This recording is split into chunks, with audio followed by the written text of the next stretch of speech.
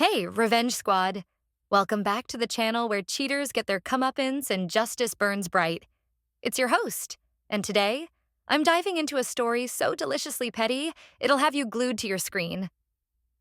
Picture me, a wife betrayed by my husband's sleazy gym affair, striking back where it hurts most. His precious muscles. I cancel his gym membership, swap his protein powder for flour, and watch his fitness empire crumble. Stick around for the moment he chokes on my prank. You won't believe his reaction. I'm Sarah, a 34-year-old graphic designer in Portland, Oregon, standing in my kitchen with a bag of flour in one hand and a plan in my head. My heart's racing, not from fear, but from a twisted kind of thrill. I'm about to pour this flour into my husband Jake's protein powder tub, sabotaging the shakes he worships like a religion. He's at his gym right now, probably flirting with his side piece, thinking I'm none the wiser. But I know about his affair, and I'm done being his doormat. This is my revenge, subtle but oh so sweet, and it's just getting started. Let me take you back a bit. Jake and I have been married for 7 years, together for 10. We met in 2015 at a design conference in Seattle, where his hazel eyes and quick laugh pulled me in like a magnet. He was a personal trainer, all muscle and dreams, determined to open his own gym. I fell hard, and we built a life together. Our quirky bungalow in Portland, our rescue dog Milo, endless nights planning our future. I poured everything into his dream, taking freelance gigs to fund his vision. In 2020, he opened Peak Pulse Fitness, a sleek gym that became his obsession. I designed his logo, his website, even his business cards, cheering him on every step. But somewhere along the way, Jake stopped being the man I loved. It's January 2025, and I'm staring at a marriage full of cracks. Jake's at the gym constantly, way beyond his usual hours. He claims it's client sessions or equipment upgrades, but his stories don't hold water. He's cold, barely looks at me, always glued to his phone with a smirk he tries to hide. I know the signs. My dad cheated on my mom when I was a kid, and the red flags are screaming. But I love Jake, or at least the memory of him, so I tell myself it's stress, that the gym's struggling, that I'm imagining things. 2 weeks ago, I find the truth, and it hits like a freight train. It's a rainy Tuesday night, and Jake's at the gym, supposedly training a VIP client. I'm home, scrolling through our shared iCloud for a photo of Milo for a project, when I stumble on a folder labeled Workouts. Odd, because Jake's obsessive about his files. Everything's tagged with client names or dates. I click, expecting exercise plans, but instead, I get photos. Dozens of them. Jake, shirtless, flexing in the gym mirror, grinning like a kid. But he's not alone. There's a woman, blonde, ripped, oozing confidence, posing beside him. Some shots are playful, her hand on his arm. Others are intimate. Selfies in the locker room, her lips brushing his ear. My stomach twists into knots. I dig deeper and find synced texts from his phone. One from Kara reads, "Loved our late workout last night." Jake's reply, "Sarah's got no clue. Meet me at 9. That's from last week when he said he was fixing a broken treadmill. I'm frozen, staring at the screen, my chest so tight I can barely breathe. 7 years of marriage, 10 years of love, and he's throwing it away for some gym rat. I think of my mom, how dad's cheating broke her, how she spent years picking up the pieces. I won't be that woman. I won't let Jake crush me. But I don't want a big showdown or a lawyer. Not yet. I want him to feel the sting of betrayal, to lose something he loves. Jake's life revolves around his workouts, his protein shakes, his sculpted body. He spends hours at Peak Pulse, treating his physique like a masterpiece. If I can sabotage that, make him doubt his control, it'll hit him hard. I'm not after blood, just a little chaos. I start by playing detective, piecing together his routine like it's a puzzle. Jake's gym membership is through Peak Pulse, but he's got a premium plan for elite equipment and classes. It's linked to our joint account, which I handle because he's too busy.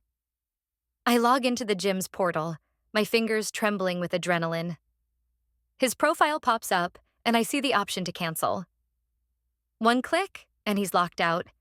But I pause. If he notices right away, he'll call the gym, charm his way back in.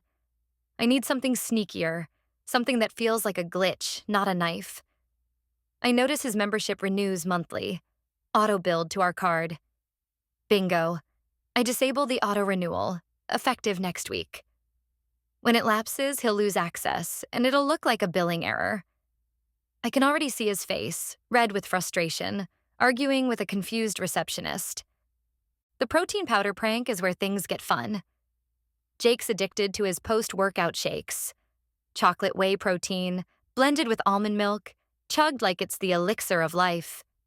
He buys it in bulk, a giant tub in our pantry, and scoops it into his shaker bottle every morning without a second glance.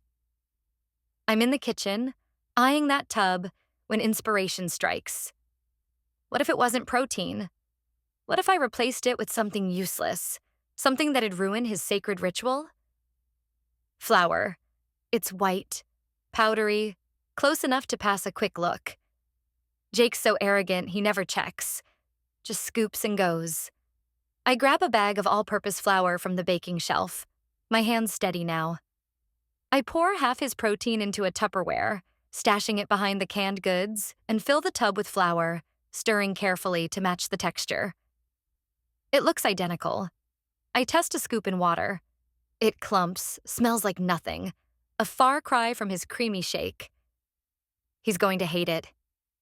I know this won't destroy him, but it's a start, a way to make him squirm, to chip away at the ego he's so proud of. I picture him gagging on the flour, his confusion turning to anger as his perfect routine falls apart. I imagine him swiping his keycard at the gym, only to be turned away, his pride taking a hit. It's petty, but it's mine. And after what he's done, it feels like justice. The next morning, I'm up early, pretending to tweak a client logo.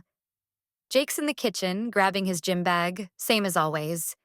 He scoops protein into his shaker, not even glancing at the tub, and heads out with a distracted, "Later, babe." I bite back a grin, my pulse racing. At the gym, he'll blend that shake, take a swig, and, oh, I'd kill to see his face. I spend the day checking the gym portal, waiting for signs he's noticed the membership glitch. Nothing yet, but I'm buzzing, like I'm pulling off a secret mission. When Jake gets home, I can tell something's wrong. He's quieter, tossing his bag on the couch with a scowl. I play innocent, asking, "Good workout?" He mutters, "Yeah, whatever," and heads for the shower. I sneak a look at his shaker bottle in the sink. It's half full, the contents lumpy and grayish. He didn't finish it. I nearly laugh out loud, my heart soaring. Later, I overhear him on the phone with his gym buddy, griping about a gross shake that tasted like glue. He thinks the brand's faulty, not suspecting me. I'm in the clear, and it feels incredible. The membership cancellation lands a few days later, and it's glorious. I'm at my desk, sketching, when Jake bursts in, waving his phone. The gym says my membership's expired, some stupid billing mix-up. I fake concern, offering to check the account, but inside I'm dancing. He spends an hour arguing with the gym's front desk, getting nowhere because I've changed the account password. He's livid, cursing about lazy staff, but he doesn't look at me twice. Why would he? I'm just Sarah, his trusting wife, too blind to pull a stunt like this. I keep the flour swap going, upping the ante. Every few days, I add more flour to the tub, diluting his protein until it's barely there. Jake's workouts are suffering.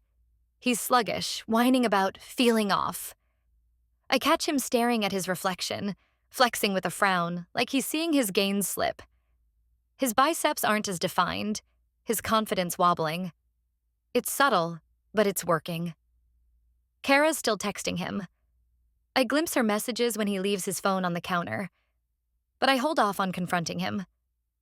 I want him to stew, to feel his perfect world unravel just a little more. But I'm not stopping at flour and memberships. I'm getting bolder, sneaking in new ways to mess with his routine.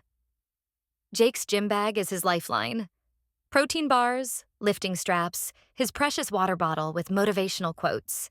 One night, while he's asleep, I swap his protein bars for low-calorie granola bars, peeling off the wrappers and rewrapping them to look legit. He'll munch on those, expecting a protein boost, and get nothing but oats and sugar. I also loosen the screws on his favorite dumbbell at home, the one he uses for late-night curls. It's not dangerous, just enough to wobble and throw him off. I'm careful, methodical, making sure every move looks like bad luck, not sabotage. The effects are stacking up, and I'm loving it. Jake's mood sours. He snaps when Milo barks, groans when his lifts feel weak. He's spending less time at the gym, probably because his keycard's useless and he's too proud to shell out for a new plan. He orders a fresh tub of protein, but I'm ready. I mix flour into that one too, just enough to keep him guessing. His shirts are fitting looser, his swagger fading. Kara's texts are slowing down, or maybe he's hiding them better.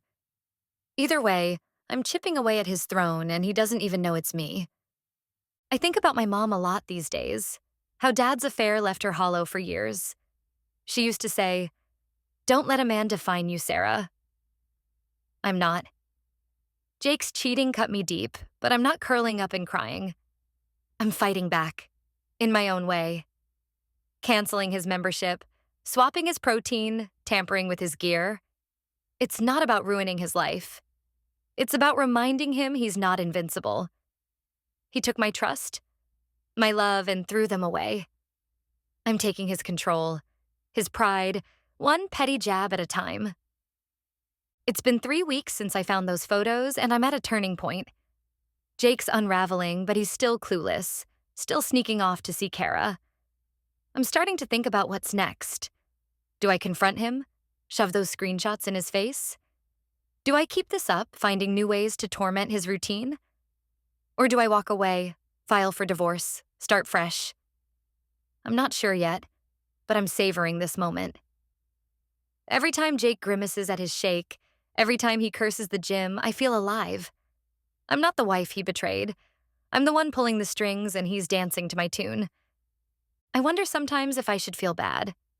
Messing with his protein, his gym, his gear. It's childish, maybe even cruel. But then I remember those texts, his smirk, the way he called me clueless. I remember the nights I lay awake, questioning what I did wrong while he was with her. This isn't about guilt, it's about power. Jake built his identity around his body, his strength, and I'm dismantling it, scoop by scoop, glitch by glitch. I'm still here, in our bungalow, playing the devoted wife. But I'm not the same Sarah. I'm watching, plotting, deciding my next move. Maybe I'll escalate, swap his pre-workout powder for sugar, or accidentally donate his gym shoes to charity. Maybe I'll sit him down, show him the evidence, and watch him squirm. Or maybe I'll pack a bag, take Milo, and leave him to his crumbling empire. For now, I'm content knowing he's swallowing my revenge, choking on it with every sip. His workouts are dying, and I'm the one holding the match. This isn't the end for me. It's the start. I'm Sarah, and I'm reclaiming my life, one subtle, sweet sting at a time. So, Revenge Squad, stay with me. Subscribe, share this story, and let's keep the justice blazing. You don't want to miss what I do next.